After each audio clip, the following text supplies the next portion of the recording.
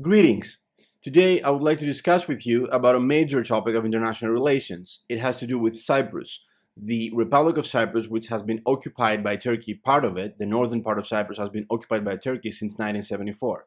So recently we had some major developments on the island, which I think the global community needs to be aware of. So let's see what has been going on the island.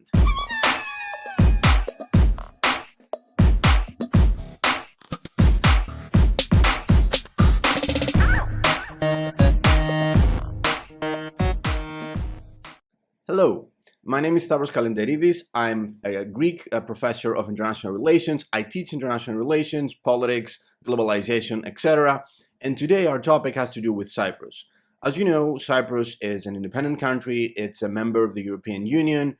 And since 1974, unfortunately, it has been occupied by the Turks, by Turkey. Turkey has they have illegally invaded the country 2 times in 1974. And since then, they are an occupying force in the northern part of the island, which has been an act that Turkey has been condemned for by the Security Council of the United Nations, and basically every country on the world has been condemning Turkey ever since, and they have been calling them to get their troops out of the country, their occupying forces, and not only that, but Turkey has actually decided to declare this puppet state as an actual country, the northern part of Cyprus, which is occupied by the Turkish army. And this also has been condemned by everybody and by the UN Security Council as well. The UN Security Council has been declaring their condemnations, and they have been saying to Turkey, stop, not only stop recognizing this puppet state as a country, but also you should stop the illegal invasion and get your troops out of there.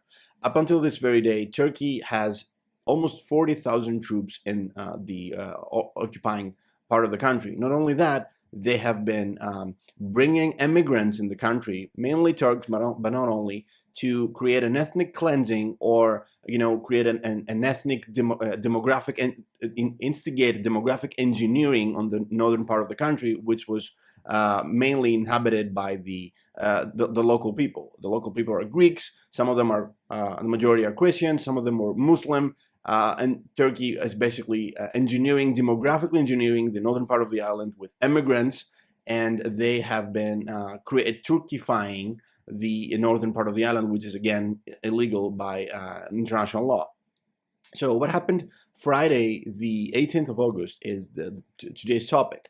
The Turks basically as I explained, they have occupied the northern part of the country, and they have a puppet regime there, which is basically acting on behalf of Ankara, the Turks. They're the ones running the show. So they have decided to invade. This is the third invasion, mind you, after the 1974 two invasions that happened back then. They decided to invade the buffer zone, which is a zone that belongs to the free part of Cyprus, the part that belongs to the government of Cyprus. They decided to invade that zone, and in that zone, there's only UN peacekeepers. So the government of Cyprus has created this buffer zone, which belongs to the government of Cyprus, actually, but they established this buffer zone to stop any hostilities or what may happen between the Turks, the occupying forces, and the actual citizens of Cyprus. So they created this buffer zone, and they invited the UN peacekeepers to act as intermediaries, to be in that buffer zone to protect everybody involved. So what the Turks have been doing, and they did that on Friday, the 18th of August, they decided to build a road inside this buffer zone, which belongs to the Republic of Cyprus, which was another invasion. And they decided to do that with bulldozers and trucks and policemen and armed gunmen, like paramilitaries, and also some military forces as well. Mind you, these are Turks, and they try to do that by force. They try to create a road. They made up this narrative that we have some people in the free zone of the village of Pila, and we want to link up this free village of Pila with the occupied village of Arsos. We want to link up these two villages, and to do that, we, to help people so they can move freely. Even though, the UN has not sanctioned any such action, the Cypriot government did not sanction any such action. There was no decision. They started, they said that we should take things in our own hands, and they sent bulldozers, as I said, and trucks and gunmen and military to do that. So as things would happen, obviously the UN peacekeepers, they decided to stop them, and the Turks didn't want any of that, because they're actually trying to create this new status quo, to present this new status quo, and to raise claims about this territory that it belongs to them. And they are actually following up with their third invasion plan. They disregarded the UN peacekeepers. They threatened them. They told them that we will shoot at you if you don't leave the area. The UN peacekeeping forces said, but this is our mandate to protect this area. So the Turkish forces assaulted, and they hit and assaulted the UN peacekeepers, because the UN peacekeepers did not let them build this illegal road. Let's see what happened, the actual video, and we will discuss about what it means and what the rest of the global community should be doing, and how we should be reacting to that illegal invasion.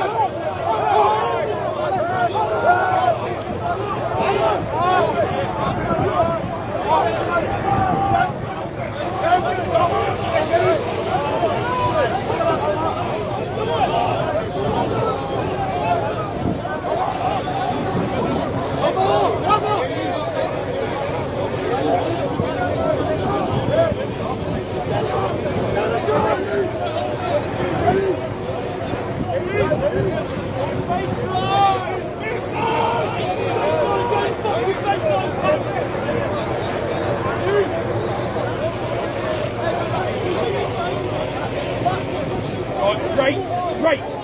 Oh my God!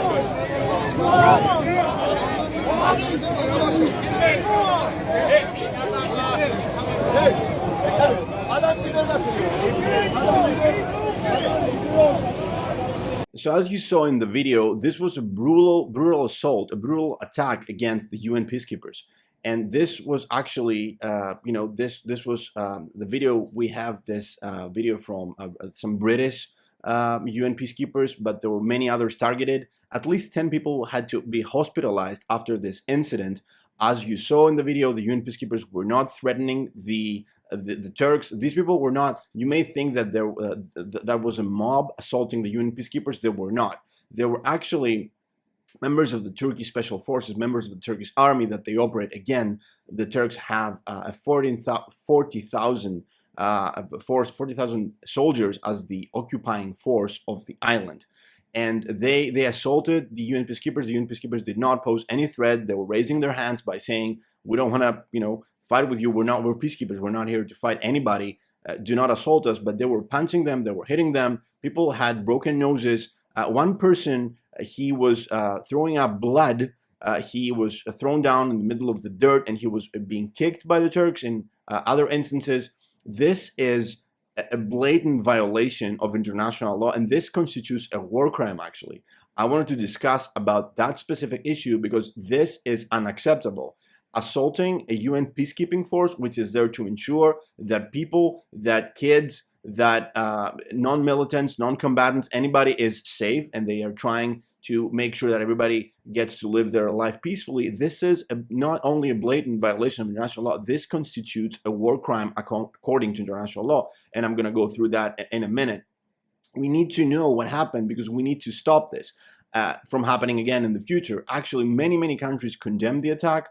The UN Security Council condemned the attack unequivocally. They said that this is inexcusable. This is this should not be happening anywhere. Targeting the peacekeepers, these are the people that are there to ensure that everybody is safe. So this is a war crime, and let's see why that is the case. So first and foremost, we will be going through let me show you right here. This is the United Nations website, and this is the Office on Genocide Prevention and the Responsibility to Protect. And there's a clear definition here regarding what a war crime is and what constitutes a war crime. This is according to the Rome Statute of the International Criminal Court. The Rome Statute is the statute that established the International Criminal Court. This court is it's based in The Hague. That's in the Netherlands. This is different than the International Court. It deals with similar stuff, but this International Criminal Court deals with basically individuals that commit international crimes and war crimes, genocide, crimes against humanity, etc. So let's see this specific instance about war crimes, the article number 8 of the Rome Statute. Let's see. This is the subsection 2b, and we read right here what constitutes a war crime. It clearly states that intentionally directing attacks against personnel, installations, material, units, or vehicles involved in a humanitarian assistance or peacekeeping mission in accordance with the chapter of the United Nations, as long as they're entitled to the protection given to civilians or civilian objects under the international law of armed conflict. So basically, according to international law and to the Rome Statute, UN peacekeepers are considered to be non-combatants because they are not. They're not there to fight. They're there to make sure that nobody's fighting. So they're treated as civilians. That's why assaulting them constitutes a war crime. Clearly, as the light of day, you can see here, this is a war crime. Not only that, in addition, furthermore, actually, we have another piece of document, and let me show you that. This document as well. This is the Draft Code of Crimes Against the Peace and Security of Mankind, which has been adopted in 1996.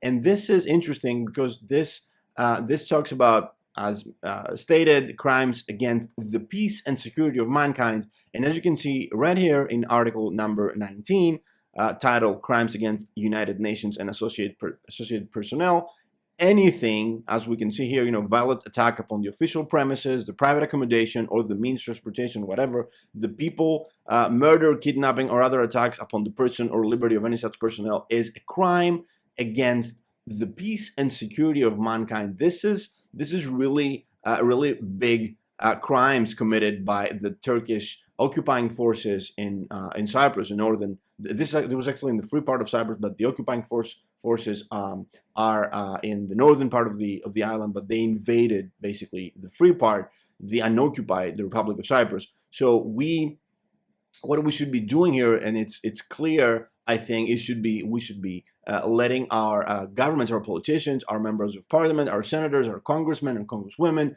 they should be aware, they should know about this, about what's happening, and they should be aware that this constitutes a war crime. And we should be, our countries, Greece, Cyprus, other countries that they're fighters for peace, liberty, democracy, human rights, and the rule of law globally. We should be actually bringing the Turks, because the Turks were behind this attack. Again, this is a puppet regime. It's not a state; it's a regime. This is a puppet regime, so the Turks were behind it. So we need to be bringing the Turks to the International Criminal Court, again based on the Rome Statute, and making everything necessary to keep responsible, to find out who's responsible, and holding them responsible is very, very imperative to secure international law and freedom and peace in the region. We need to be holding these people responsible, finding out who were the ones, calling out the shots and perpetrating this crime, and they should be persecuted. This is imperative, and this is the message of this video. I did mention that there were British people that we got this video from, that they were being assaulted, but they were not the only ones being attacked. Just to recap, the members of the United Nations peacekeeping force in Cyprus, they belong to many different countries. Many different countries have been, supporting peace in the island. So right now, this peacekeeping force, it comprises contingents from Argentina, Australia, Austria, Bosnia, Brazil, Canada, Croatia, El Salvador, Ghana, Hungary, India, Ireland, Italy, Montenegro, the Netherlands, Peru, Serbia, Slovakia, Russia, the UK, as mentioned, and also Ukraine. So they have been targeted by the Turks. They should be held accountable, the people orchestrating and perpetrating these attacks, and they should be referred and persecuted by the International Criminal Court. Thank you very much. If you like this video, press the like button, and if you'd like to share this, again, with friends, with your friends, but also with your politicians, with parliamentarians and senators. This would be very helpful to raise awareness about something that should never happen anywhere across the world. Thank you.